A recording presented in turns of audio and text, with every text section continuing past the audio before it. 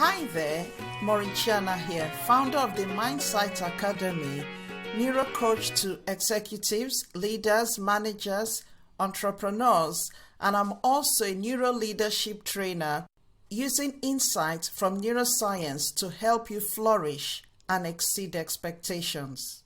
I'm so excited to have you back to another episode of Lead to Excel podcast. And I'm so thrilled about today because we're talking about work-life integration, which is commonly referred to as work-life balance. This came about because I recently gave a talk to the Association for Black and Minority Ethnic Engineers on work-life balance. So grab a cup of coffee, put your feet up, and listen in. The pressure of an increasingly demanding work culture in this environment is perhaps the biggest and most pressing challenge to the mental health of the general population.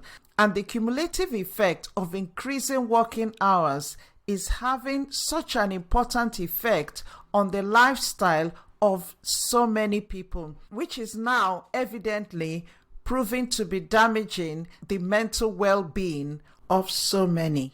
Maybe you're finding that pace is going too fast. Maybe you're trading sleep for work. Sometimes you might find that things are just getting too much, and sometimes it could be much more subtle. Gradual transition into a situation that's unsustainable. You might be finding it difficult to navigate your career with having a partner and then throwing children into the mix, and that can feel like something or someone has to give. For many years, it was traditionally women who would put their careers on the back burner. But as the predominating culture is changing both at work and at home, women and increasingly men are feeling more and more empowered to pursue a rewarding career while also supporting their partners and maintaining a healthy work-life balance. The question though is it actually possible to have a successful career and also have a fulfilling family life as well? Can you truly separate work from your life? If you lose your job, will it affect your life? And if you have a sick relative, would it affect your life? And in both cases, the answer will be yes. So back to the question of whether you can have a successful career and have a fulfilling family life balance. It can be done. But everyone's story is unique. So your story is unique to you. Let's look at some data. Research has shown that service professionals put in more than 50 hours a week at work. Also, 40.1% of our day is spent multitasking with communication tools like our phones, our laptops, and all the things that go with it. 74% of work done is usually done during normal working hours. That means that 26% of work is done at night or at weekends. It's also been shown that 81% of workers check their emails outside work hours, and 55% say that they look at their inboxes after 11 p.m. 75% say that not being able to strike a healthy balance between work and life is causing them a lot of stress. And finally, lack of sleep cost the US economy $400 billion each year. And this is not dissimilar from UK, Australia, and Canada, and other parts of the world.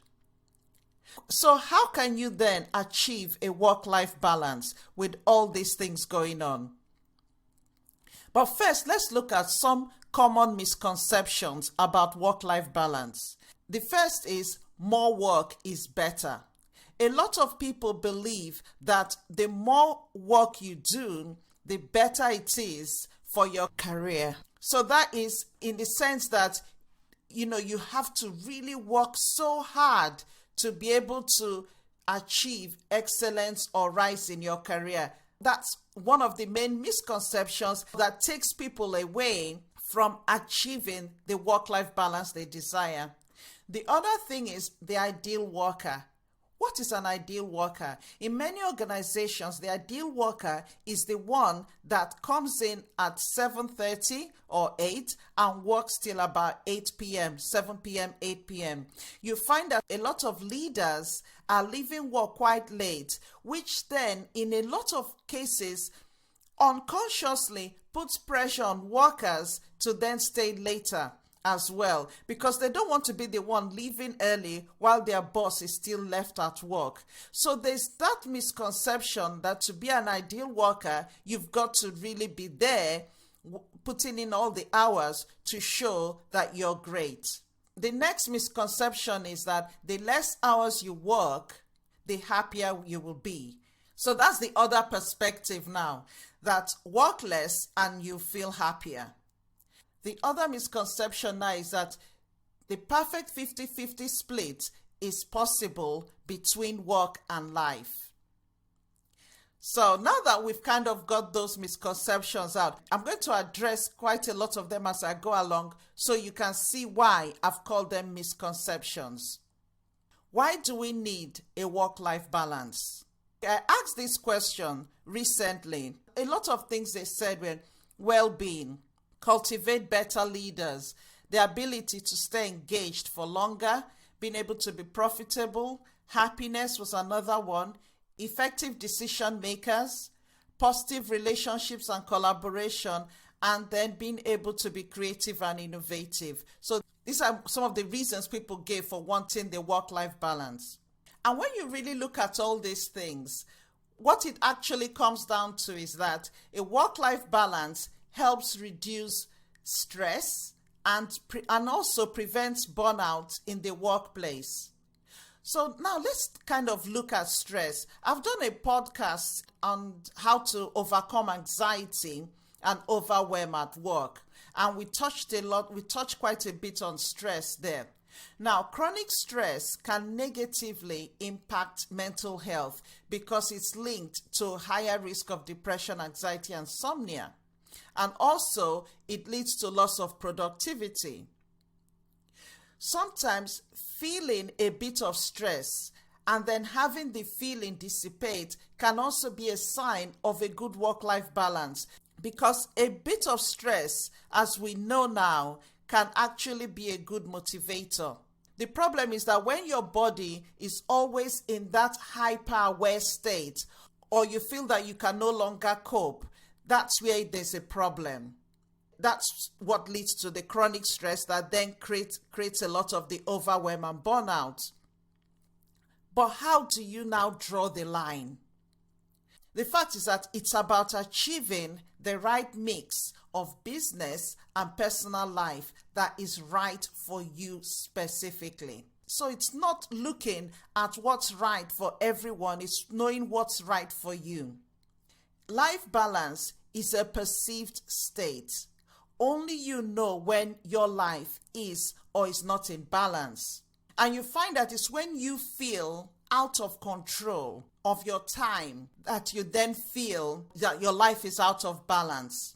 But neuroscience has now shown that we can create our own work-life blend. And that's why I titled this podcast Work-Life Integration as opposed to Work-Life Balance. So balancing life and career is a highly personal challenge, and what works for you may not work for others, but generally there are some common themes. Now let's look at another important thing that actually creates this feeling of imbalance, and it's the generational differences that we find in the workplace. So we'll start first with the builders, the generation known as builders, who were born between 1927 to 1947.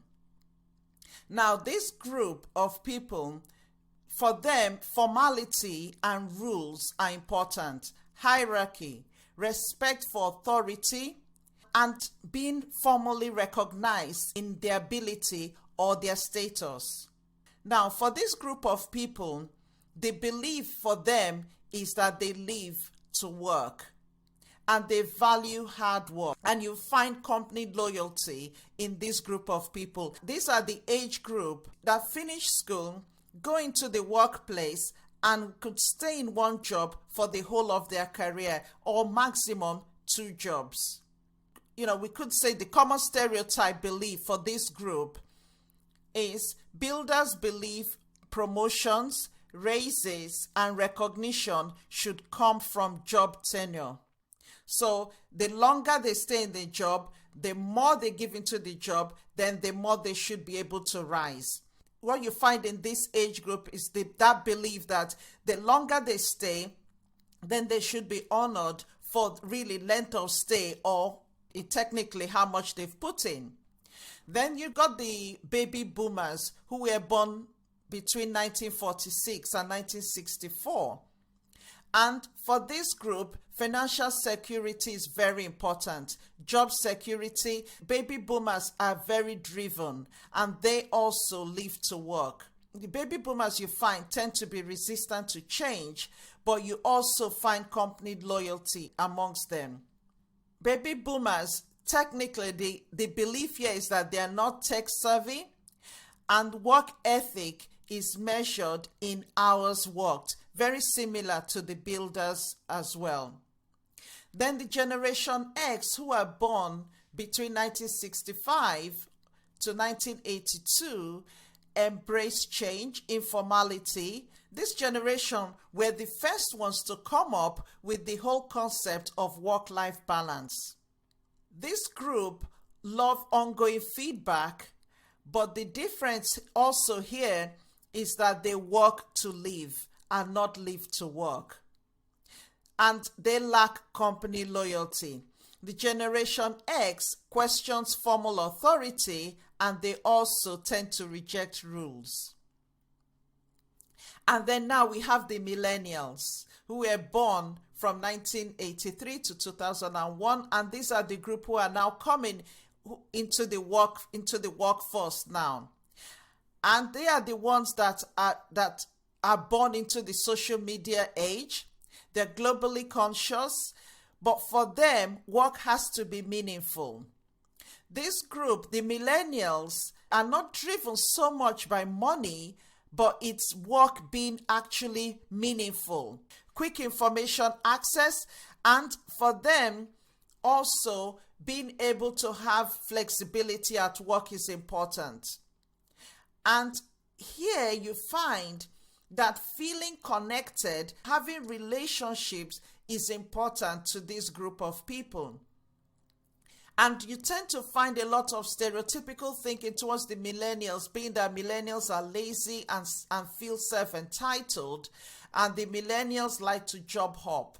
Now, in terms of millennials being lazy and self-titled, it's interesting because this belief is really from the baby boomers in particular, an older generation that feel the millennials are lazy because of their different views of work and the fact that they job hop a lot. But the fact is that the millennials, in their own way, actually work exceptionally hard. So looking at these 4 generations, in a lot of organizations, you will have these 4 generations working together. And that's why in a lot of times then you find the struggle of where is the balance.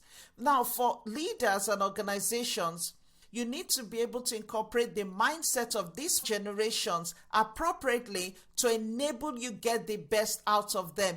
If not, you find that you're either leaving some of them behind or not taking them all along, and you end up not getting the best from them. So let's now look at some of the ways to achieve this balance. The first thing is the ability for you as a leader, as an individual, to rewire your brain. And how do you do that? Now, to learn more about how to rewire your brain, listen to my previous podcast on how to rewire your brain, because I went into a lot of science there and I gave a lot of techniques as well. The key here is the ability to be able to rewire your brain, to create awareness, because it's this awareness that will give you momentum to be able to do what you need to do. Now, the awareness I'm speaking about here is in terms of you personally. Who are you? What is your passion? What is your purpose? Why are you doing what you're doing? What is it you want to get out of work? To have the balance you need, you've got to integrate work and life. Because the more you keep them separate, the more you will feel out of control or not be able to control one. It will constantly feel as if you're juggling things. And it's the juggling that creates that feeling of stress or imbalance. Now, rewiring your brain is identifying what your current belief is. What do you believe about work? What do you believe about life? What do you believe about the work you're doing? If you see the work you're doing as something you've got to do, something that is not pleasurable, something you don't enjoy, what you're doing in essence is putting yourself out of control of your work. So you're in essence separating yourself from it, and it's something that is being done to you. In a way, you're kind of making yourself a victim of work. And once you do that, that's exactly the information you're giving to your brain, and your brain will constantly see it as out of balance. So the first step now is to rewire your brain so that you change the way you view work and life as separate. Look at them as being integrated, because at the end of the day, look at it, they're both you. So why separate them? Maureen goes to work, Maureen has a life outside work. It's still me, it's still one person. So integrate both into one and look at them as your life, and ask yourself those questions that put you back in control. Because once you make your work something you enjoy, or once you're working in something that you truly enjoy and is purposeful, that puts you in control and activates your dopamine, which then gives you pleasure, that sense of reward. One of the great ways to also push this further is to, in everything you do, have a plan, have a goal. So even if you're in a job you don't really enjoy, the question is, why don't you enjoy it? Is it something you can change? Is this something that is in your capability to change, or do you need to just change your mindset towards what you're doing? Or it might be a case of, okay, I'm doing this, I'll do this for 2 years, get the experience I need, and then move on to something else, or move up in the organization. The whole concept of awareness is actually digging deep to actually understand where you're at, what needs to be changed for you to see things differently. The concept of imbalance is perceptive. It's how you view it. The second thing is relationship. A lot of times you hear people say, oh, I don't have time for friends, I don't have time to socialize. Now, there's a Harvard study on longevity which says that the key to longevity is relationship.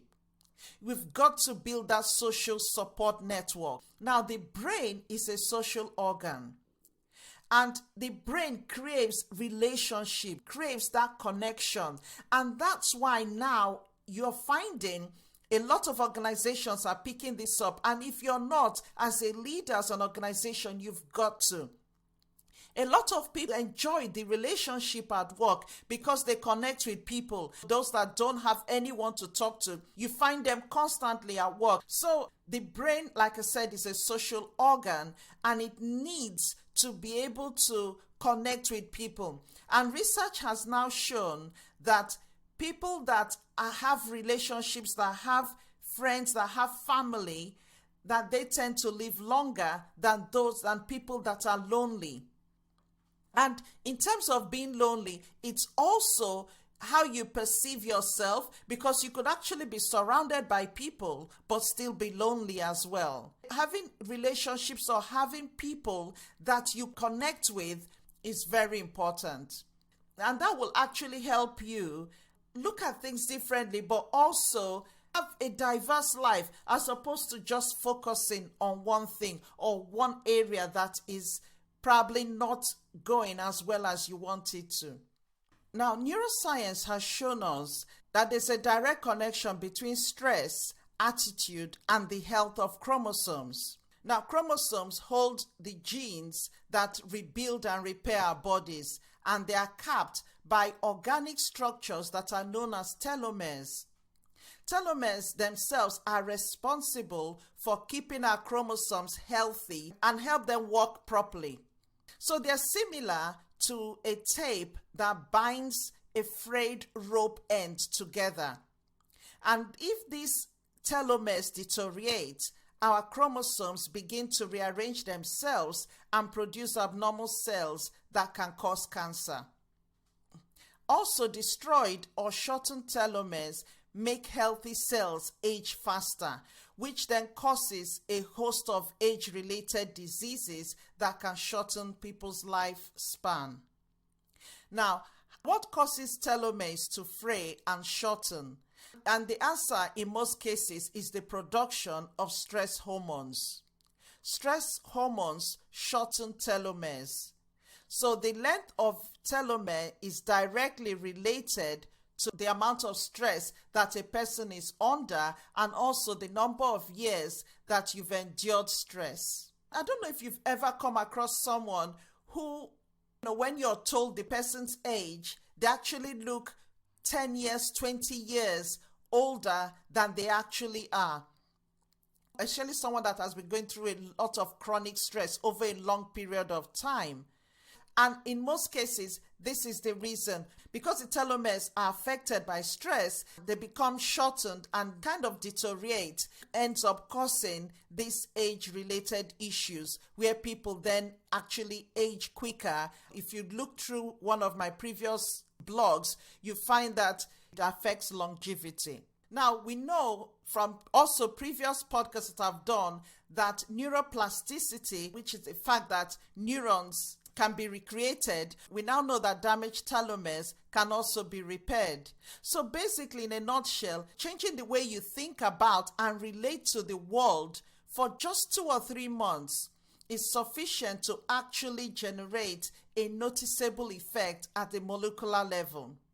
So just changing the way you view your life and its integration with work is enough to actually change things at a molecular level, but also enable you change your attitude. And the fact is that attitude is everything. It's not just a slogan on a motivational poster. It's a medical prescription for a better life. One of the ways to create healthy telomeres is building those relationships, is having good relationships. And also, look at the kind of people that you're surrounding yourself with. Listen to what they're saying to you as well. That's really important. Who are you surrounding yourself with? What kind of things do they say? Are you surrounding yourself with people that are helping you or people that are making you feel worse than you should be? The next thing that helps us to create a balance and helps our telomeres as well is sleep. You can achieve an increase of 34% in performance by napping for 26 minutes. So each 26 minutes of nap or sleep you get can actually improve your performance by 34%, research has shown. Sleep deprivation reduces your emotional intelligence, it reduces your self-regard, assertiveness, and sense of independence, but also it reduces your ability to be empathetic towards others, and also the quality of your interpersonal relationships. And you find that sleep deprivation will also reduce your ability to think positively and the ability to control your impulse. So sleep is so important to enable you actually make the right decisions. The recommended amount of sleep is actually 7 hours. Having a good night's sleep will also enable you make effective decisions. It still comes back to the whole concept. Don't tie yourself in a knot. Sometimes I go through a period of not getting 7 hours sleep, either because I'm really busy doing things. But that's okay, because what I tell myself is, okay, I've got this maybe 1 week of where I'm going to really just put in as many hours as I can to achieve what I need to achieve. But after that, I'm back to normal, and that's okay. So it comes down to exactly what you're telling yourself. But if you start telling yourself, oh my gosh, there's too much work, I've got to do this, oh, I'm just crazy, this is causing me so much stress, that's exactly what you're getting. Oh, I've got too much to do at work, I'm not able to go to my children's parents' evening, I'm not able to pick my child from school, I'm not able to take a holiday, I'm not able to, all the not. That's what creates the feeling of imbalance. But start looking at your life and what can you change? What can you adjust? If there's a short period that you need to put in a lot, then that's okay. And then after that, like I said, return back to normal. The next thing to give yourself that good work-life integration is having alone time. Prioritize your time. That's important. What are you doing with your time? Just make a journal of how you're spending your time.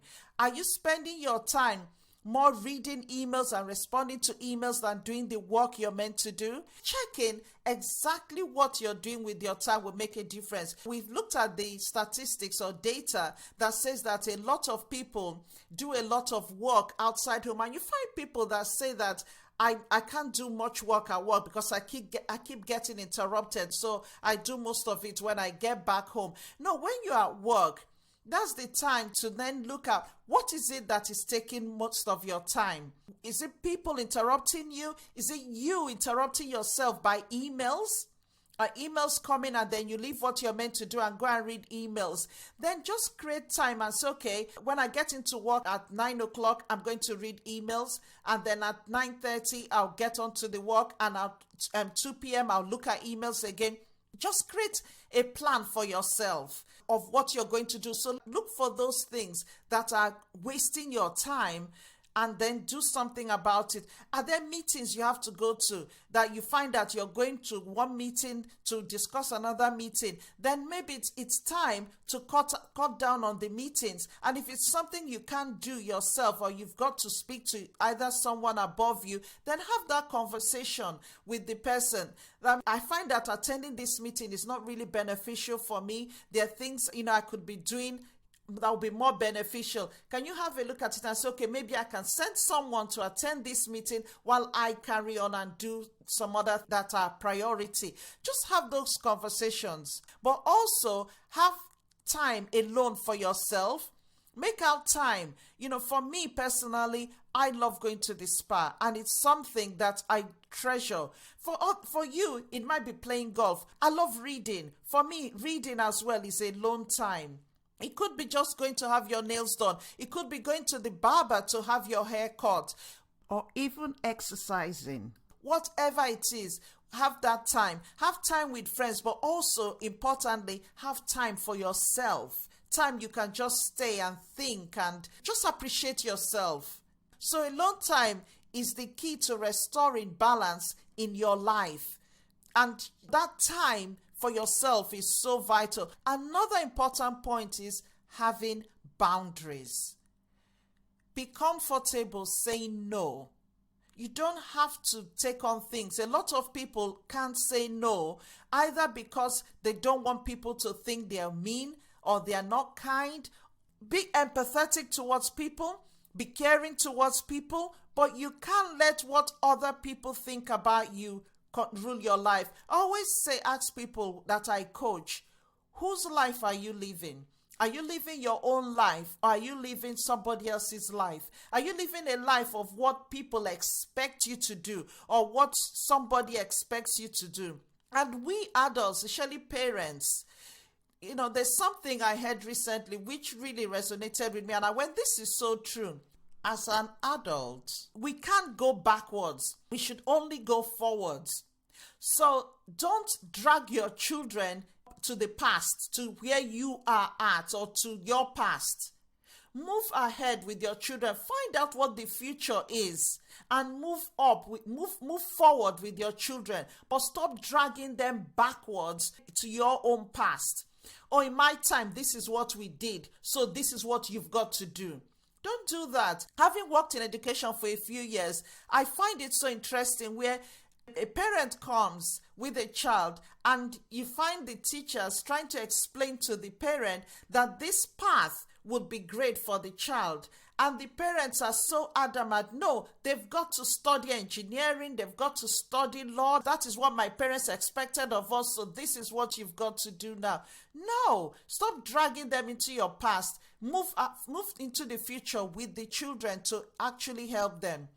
So be able to say no when you have to say no. Don't take on everything so that you're Superman or Superwoman or so that you be liked by everyone. Because that's what creates the feeling of imbalance that then creates the stress. And the last point I'm going to give is flexibility at work is so vital. It's so important. Now, there's a research that was done with an organization, and what they did is that the team came together and decided they're going to do 4-day weeks, but within that time, they spread it out so that everyone puts down what time they're going to work to make sure that at every point in time, you had all the skills needed in the workplace.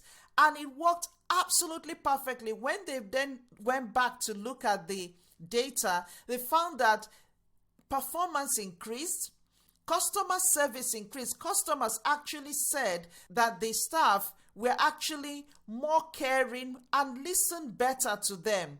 Profits also increased. So be flexible. Sometimes it might mean letting your staff work from home. It might mean letting people do less time in the office. Whatever it is, give people the flexibility. People that come to work also have a life outside work, and acknowledge that. They might need to take a sick relative to the hospital. Give them that time, and you'll find that because they're so grateful for you caring, they will actually put in more time. But importantly, they will feel appreciated. When a mother wants to go to the child's play, or even a father, and you support them in doing it, they don't feel that sense of imbalance, which then takes up a lot of their conscious brain from doing what the work they need to do and to be able to do it effectively. So giving them that time frees them up to bring in their best into the workplace. And then other ways that might be helpful is sharing responsibilities at home, having external help with childcare if you need to, but it comes down in most cases in the workplace to having a supportive boss and organization. In most cases, it just comes down to having an honest dialogue between yourself and your boss or your partner about your life and your career priorities and the compromises that everyone is willing to make together with a good dose of flexibility to give you that work-life integration that you need. The bottom line here is this: to change the conversation, you've got to change the language. Let's not talk about work-life balance anymore. Let's now talk about work-life integration. Let's talk about work-life blending as opposed to balance, because the more you look at it as work-life balance, it's like they're two separate things. It's one person, so it's an integration as opposed to a balance. When we looked at the generational differences, one of the things that came up with the millennials is meaningfulness. Meaningfulness at work. And that's so important. Meaningfulness and peace is what creates happiness. When your work is meaningful to you, it gives you peace. And that's what creates the happiness. I'll just touch on multitasking briefly because it's something I've talked about before. Multitasking is bad. You find a lot of people going, oh, I can do how many things? 5 things at the same time. No, you can't. Yes, you're doing them, but you're not doing them effectively. And that's what would then create that feeling of imbalance, because you're juggling so much at the same time and not actually doing any properly. Be intentional in what you're doing. And what you're doing, do well. The fact is that the conscious brain cannot multitask. If you're multitasking, it means you're doing a lot subconsciously as well. But to be able to use your conscious brain to do what you're doing, it needs a lot of energy, it needs a lot of oxygen, it needs the energy to function effectively. So look at what you're doing, prioritize what you're doing, take out time. You can make a list, but don't make a list that will even create more pressure to you. Create reasonable short lists to give you order, as opposed to putting everything on the list that is not realistic. So schedule time for what really matters to you. So the question is, what now? And I think I'll leave you with this. Refrain from using that word busy. I'm busy. Because it kind of takes you out of being in control of what you're doing. Be in control of your choices, and also rethink your time. So refrain from all the negative things that you're saying that is creating that feeling of imbalance, and look at yourself and say, you know what, I've got a full life and I am in control of my own story. So what I want you to do now is write down one thing that you are going to do differently from today. It could be having that 7-hour sleep. It could be exercising in the morning. Get up and you know that before you go to work, you're going to do 30 minutes of exercise. Whatever it is, just decide what it is you're going to do. What are you going to do to give you your own time? Or is it being able to say no? Write down what you're going to do. Know what you're passionate about and pursue your values. Pursue fulfillment and not balance. And persevere in everything you're doing and stay connected with people. Finding the ideal work-life balance may be an ongoing journey, but knowing how your body and mind should feel is key, and not how people expect you to feel. So reframing from using that balance and now using the word integration. I have a work-life integration as opposed to balance. Why I've said that it's an ongoing journey is because what is right now might be different tomorrow. That's why you need to refrain from using that balance and kind of say, okay, you know what? This is my life, and I'm going to adjust as I need to. What I have is a work-life blend, and knowing how to work with both.